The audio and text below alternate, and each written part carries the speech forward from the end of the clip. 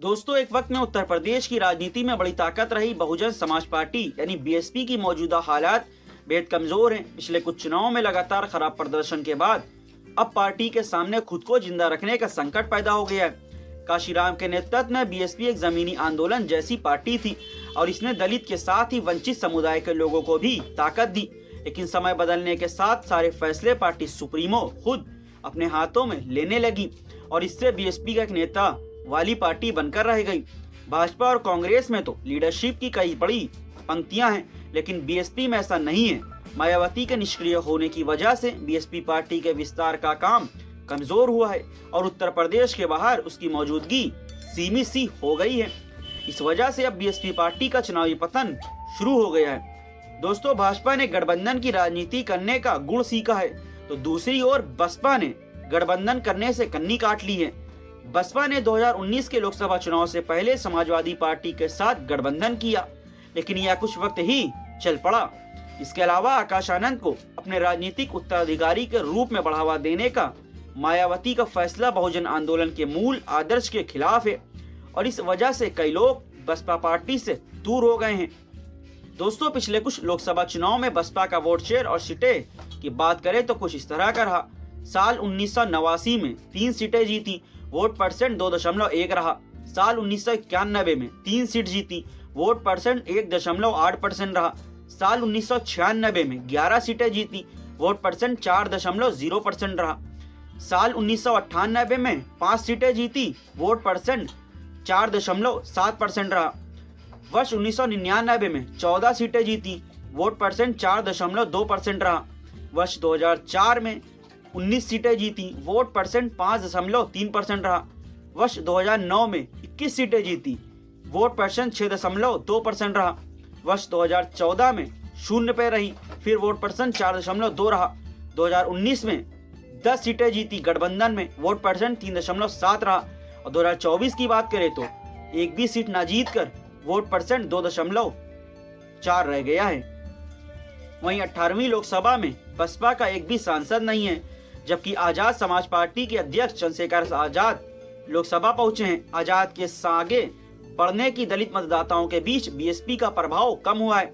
BSP का vote share घटने से बीजेपी को फायदा हुआ है। बीजेपी ने पासी और अन्य गैर जाटव दलित जातियों के साथ साथ जाटव समुदाय के भी महत्वपूर्ण हिस्सों को अपने साथ लाने की कोशिश की है।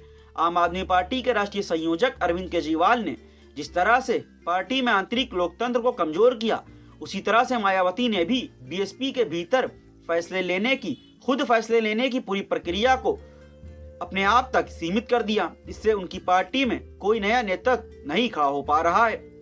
दोस्तों, अब यूपी चुनाव में बसपा का वोट शेयर पर भी एक नजर डालते हैं। 2007 में विधानसभा चुनाव हुए, जिसमें उसका वोट परसेंट 30.43% रहा। 2012 के विधानसभा चुनाव में 25.91% वोट शेयर रहा। 2014 के लोकसभा चुनाव में वोट परसेंट रहा जो उसका 19.60 रहा। 2017 में विधानसभा चुनाव में वोट परसेंट 22.23 रहा। 2019 के लोकसभा चुनाव में वोट परसेंट 19.43 रहा। 2022 में विधानसभा चुनाव में वोट परसेंट 12.8 रहा। 2024 के लोकसभा चुनाव में जो उसका वोट परसेंट रहा 9.39% रहा। अब अगर ऐसे में मायावती बीएसपी को फिर से जिंदा करना चाहती हैं तो उन्हें यह 3 काम जरूर करने चाहिए। मायावती को सबसे पहले पार्टी में बदलाव करने होंगे। दूसरा, फैसला लेने की प्रक्रिया को डिसेंट्रलाइज करना होगा, यानी वो खुद फैसला ना लेकर सर्वसम्मति से फैसला ले, और क्षेत्रीय नेताओं को मजबूत बनाना होगा। तीसरे पॉइंट, उसे विपक्षी दलों जैसे कांग्रेस और सपा का साथ मजबूत और लंबे वक्त तक चलने वाले गठबंधन बनाने होंगे, क्योंकि ऐसा करके ही वह भाजपा का मुकाबला कर पाएगी। इसके साथ ही बीएसपी को आम लोगों तक पहुंचने के अपने तरीकों को आधुनिक बनाना होगा। सोशल मीडिया का फायदा उठाना होगा। दलित समुदाय के मजबूत इलाकों में युवा वोटरों को खुद से जोड़ना होगा। अब अगर बीएसपी अभी भी कोई ठोस कदम नहीं उठाती है तो वह मौजूदा राजनीतिक रूप से पूरी तरह से महत्वहीन हो जाएगी और इससे जो खाली जगह बनेगी उसे दूसरे लोग हासिल कर लेंगे।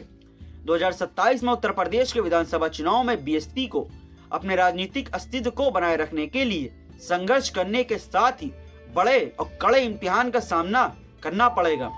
दोस्तों अब तो आने वाला वक्त ही बताएगा 2027 से पहले बसपा सुप्रीमो मायावती क्या बड़ा फैसला करेंगी और क्या जनता उन्हें एक बार फिर से स्वीकार करेगा। दोस्तों आपको आज का वीडियो कैसा लगा नीचे कमेंट करके हमें जरूर बताएं और हाँ, ये वीडियो अच्छी लगे इस वीडियो को लाइक और शेयर करना ना भूले। साथ ही हमारे यूट्यूब चैनल को भी ज्वाइन कर सब्सक्राइब भी कर ले। दोस्तों फिर मिलेंगे कुछ और नई खबरों को लेकर, राजनीतिक खबरों पर चर्चा होगी, आप होंगे और हम होंगे। दोस्तों अभी के लिए हमें इजाजत दें। जय हिंद।